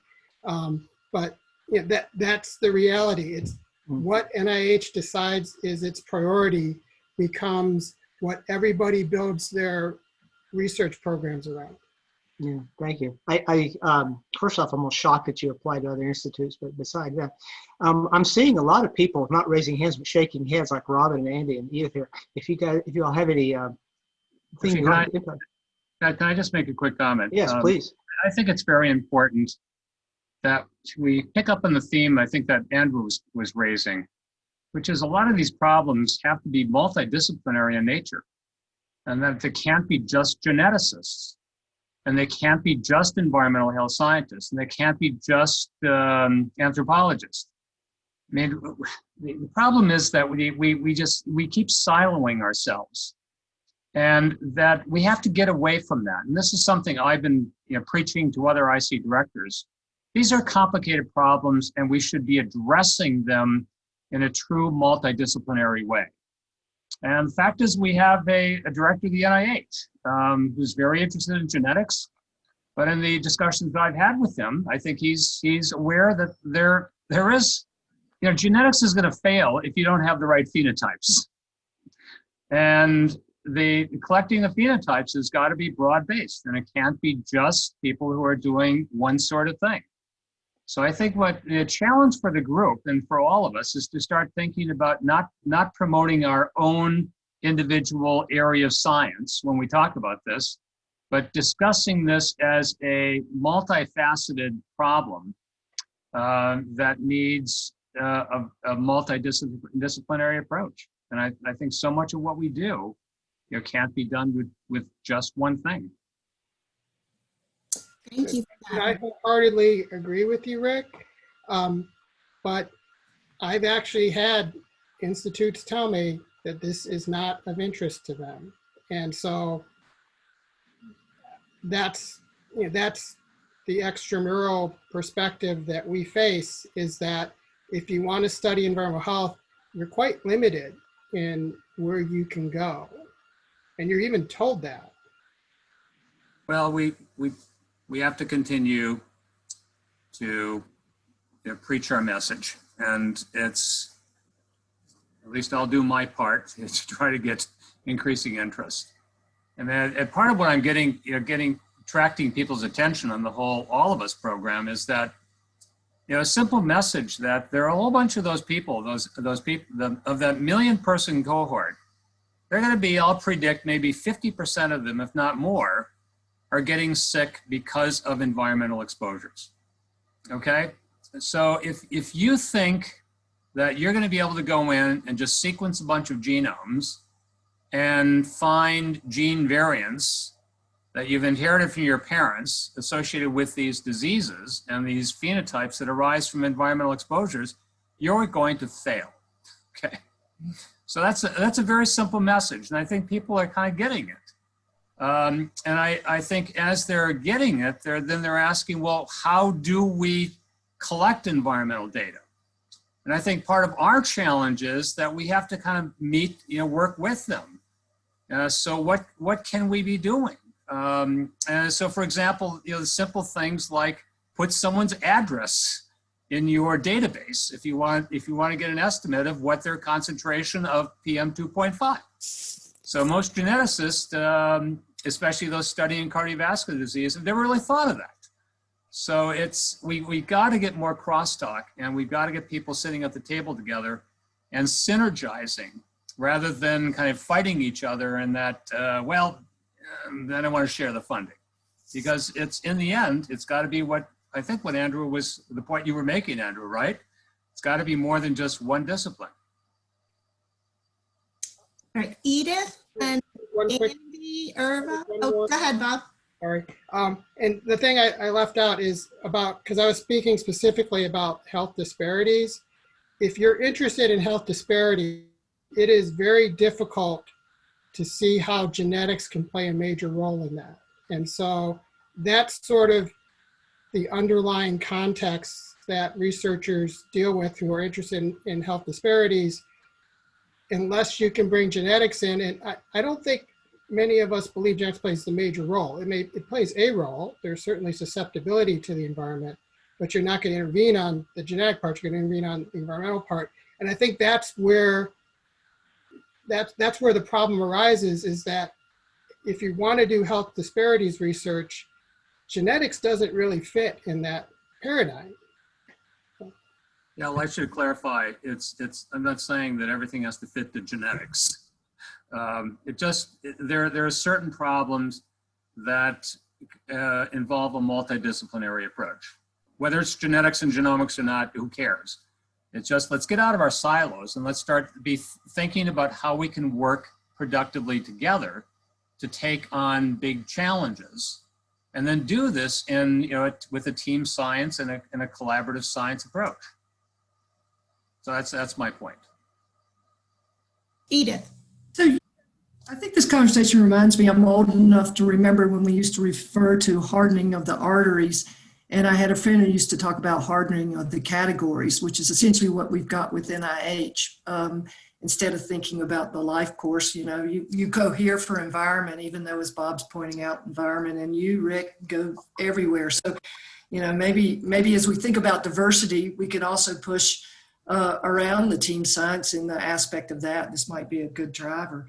But, I think another thing missing here to this topic is also where our funding has gone in NIH to not as much on prevention as it should be, and on primary prevention. And I mean, if you look at the figures, there's a website that tracks on COVID-19 across the country, how many clinical trials are on drugs versus behavioral interventions to try to get people to wear a mask and do what we know they need to do. I think it's 4 to about 2,000, 4 being the behavioral clinical trials, 2,000 being drugs. So I think that's part of this conversation too, because I think those who are interested in social determinants of health and health disparities oftentimes have a prevention lens in there. And so it's not in drug delivery, but that kind of primary prevention public health aspect. And funding, I think, would help in that regard too. So but that gets to topics and what we can fund. Andy? Can I just pause for a second and do a time check? So I think my schedule says that we're ending at 2:40 or something like that. And I want to make sure that we take up the issue that I kind of promised to Jalon that we would take up before we end. And that's what the council could be doing. Okay, so let's shift to that, and then Andy, you can go next. And I think what I'll invite is for unsaid comments, right, to start thinking about them. Please add them to the chat or send us emails afterwards. We know, I'm sure there's a lot of thoughts out there that have gone unspoken, so we really are going to continue to welcome those. But Andy. Thank you. I just want to remind everybody, I think Bob made a good point about, the focus of genetic and basic sciences, but I think the bridge is obviously epigenetics, right? In terms of lived experience, how that influences biology at the end of the day. I think the question I have is just thinking about operationalize some of these things. What is the relationship between EHS with National Institute of Minority Health and Health Disparity? Has there been any interactions? Yes, absolutely. Yes. We have a joint. Pat, go ahead. Oh no, I just want to say we just finished a program that we're jointly funding just got awarded. The NIMHD is the lead, and we're co-funding. And Gwen, I just saw you come off of mute. Did you want to weigh in? Yeah, I just want to say that, I mean, it's a long-term partnership, Andy. Dr. Olden, who was our director back in 91 through 2006, started partnering with NIMHD, and John Ruffin was the center director at that time.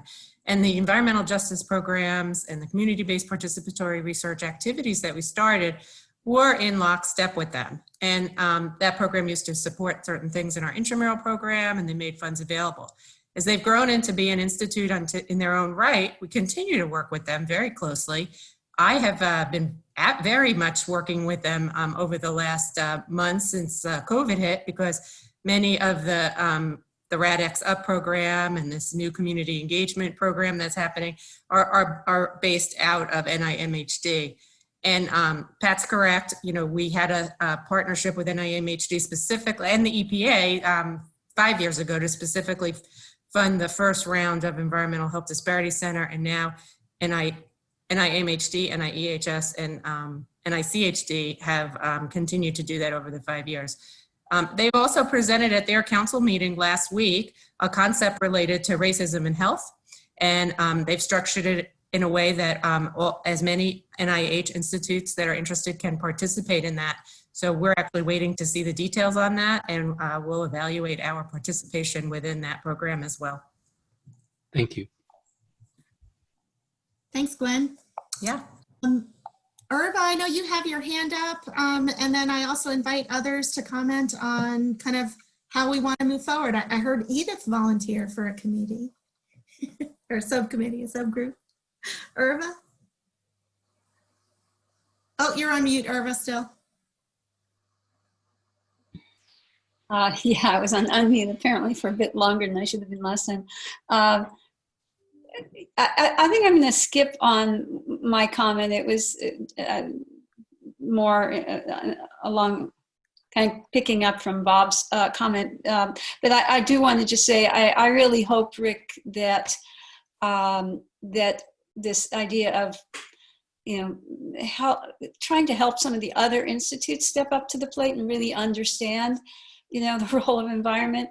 I think I think some institutes will be a lot easier than others. My own experiences with NIMH are that they're nowhere near thinking that it's 50% environment. And, after doing, 20 years of trying to bridge the environment genetics in autism, it's just like, the same papers keep coming out every few months about how it's 70 to 80% genetic, and so I really think that's a tough one. As far as the council, I as a new member, I don't fully understand what we can do and what probably the ideas that we put forward here, I think, many of them that have come out of the discussions today seem like programmatic things in terms of how some of those training grants and other grants can really take very concrete steps that can help us move towards addressing the diversity and equity and inclusion aspects, and reducing racism, and a lot of it has to do with pipeline and things like that. I guess I'm not sure, because I'm so new on this, exactly what we as the council can do. So maybe there's some clarification that, and maybe I just need to read more of the materials that have gone out. Other thoughts? I do want to point out in the chat, Sharon actually provided some nice resources and reminded us about the Meyerhoff program, other mentoring programs with lots of materials that we may be able to draw from. Katrina also asked a question. I didn't know if folks wanted to come back to that or maybe just put a comment in the chat. There's been a couple about the K through 12 program and what the balance there is for that. I'm sure I've missed some things as well. Maybe everyone's running out of steam. It's been an amazing conversation. Perfect. No, I just agree. I appreciate everybody's input, and I think I really thoroughly enjoy this. I've learned a lot of hearing about people's personal experiences a lot. I think we are kind of running to the end of our time. I think, Rick, I want to give you the opportunity to talk about your plan for future council participation. I see Trevor just put his hand up. Trevor, did you have something quick you wanted to say? Sorry. Yeah, being a new member of the committee, I also had the same issues about what we could do in council. But if the concept was to have a subcommittee look at inclusion, diversity issues, then I think there would have to be some kind of charge from the leadership of NAEHS to determine what it is they would want that subcommittee to do. Well, Trevor, that's a perfect segue. And it's something we've been talking a lot about. And I want to encourage Gwen to chime in here as our acting deputy director, as well as Pat, who's been on our senior leadership committee. But we thought, building on the model of the working group of the ACD. So I think you all know the ACD is the basically Council for Francis Collins. And they put together the working group for diversity. And I mean, you heard from Hannah how successful that was. So our thought is that we wanted to run past you this concept and to see if you agree with us that putting together a working group that could be chaired by someone on council, could have some membership on council, could also potentially include members from both the intramural and the extramural environmental health sciences community. We probably want to keep it at a reasonable size so it doesn't become unmanageable. But it's really a working group that meets between major council meetings and then works on fleshing out details. What specifically could you recommend to the leadership at NAEHS? What can we be doing? What can we be doing, for example, in terms of funding more projects on environmental justice, health disparities? And are there specific recommendations you can make based on your experiences at your organizations and your institutions that you could make to us that could be impactful to help us develop traction and change the culture at NAEHS? So let me pause and just ask Gwen and Pat, would you also like to chime in? I think you covered it, Rick. I think I would say that we want to keep the conversation going, right? We're not one and done here. This has been going on for a long time, and it's going to take a long time and a lot of discussion for us to even wrap our head around all of the various topics that were raised today. And in a way that we can continue to do the work necessary with the great people at the table. That was the intent of this idea of a working group. The actual charge of it, the parameters, which topics we cover, I think we can work out later. But I think Rick is asking just for, you know, some level of concurrence that this makes sense for the Institute. A working group would be advisory to council, and council is advisory to Rick. And so, you know, there's some formal ways to do this, but I think what we need is to, you know, understand any decisions that we make as a funding agency or a program that we want to put forward. We want it to be informed in a way that is real for universities, for trainees, for people, you know, in the pipeline, et cetera. And the best way for us to do that is to just have these, you know, more in-depth open conversations with our advisors. It's not a working group that will develop funding announcements. That's the work of extramural staff. But what we're looking to do is to understand more deeply a lot of what we were talking about today. So I'll leave it at that. And Pat, if you want to add anything to that. Yeah, I mean, I want to echo the first thing you said, which is this is not done. We're going to continue this conversation moving forward. So there's that. There are some practical considerations for council working groups. It is a kind of a formal designation. You kind of have to be, we are a FACA group, so we have to follow those rules. Typically, a working group does not have a whole lot of council members on it, because if you do that, then it has to be FACA and it has to be announced in the Federal Register and that kind of thing. So we need to have some practical considerations about those issues. Beyond that, it can be fairly informal. We do have note takers and whatever. And I want to make it clear that the working group would be advisor to council, and council would be the advisor to Rick and Glenn. So it can be done. As Glenn said, some things that need to be worked out, including somebody suggested a charge, but these are all doable things. And we can certainly come up with more of the details.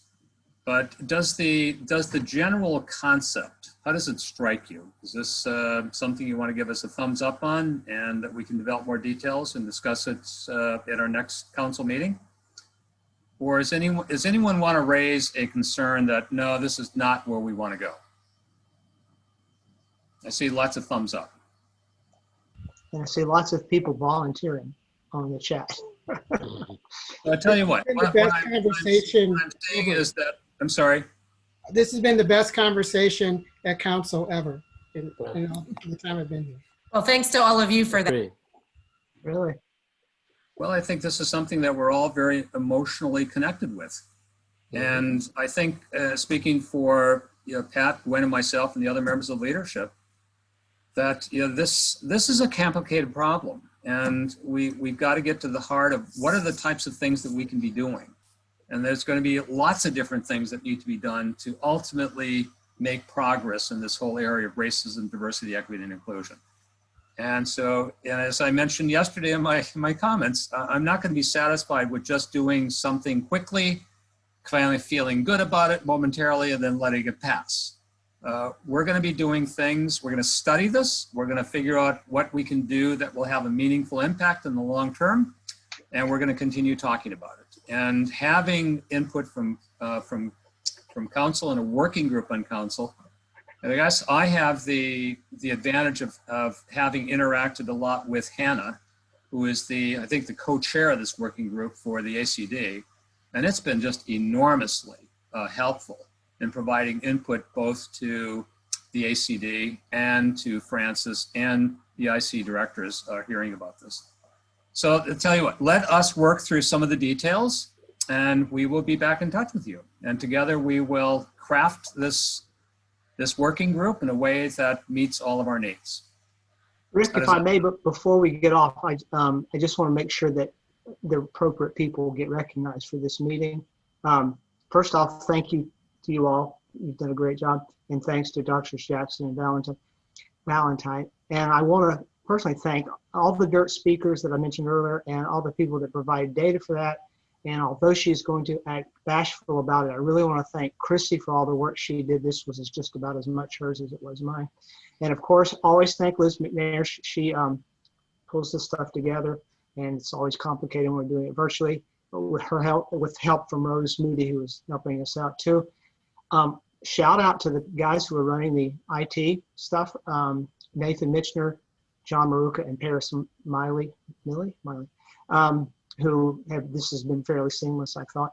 And I also want to point out Ernie Hood, who is our science writer, who's behind the scenes. He's lurking back there. He's with Bridgeport Services, LLC, and he's done our council minutes for a number of years. And we appreciate the great job he does. And then finally, I want to encourage people to, if you haven't read the chats, that we will capture that. And I don't know how we can distribute that. I don't know what our rules are, but I would hate to lose the great ideas in there. So maybe they will find a way that we can distribute that to those who are interested. But that's all I want to say, Rick. So back to you. Okay, well, Pat, let me take the opportunity to thank you for all of the careful preparation that you put into today's meeting. I think this is an incredible team effort, and thanks all members of council. These are tough 2 days, and the preparation for these 2 days takes a lot of your time and effort. So we very much appreciate it. I appreciate it. And I just look forward to additional council meetings. And so I guess as commenting what Bob was saying, this is the best yet. And let's make the next council meeting the best yet.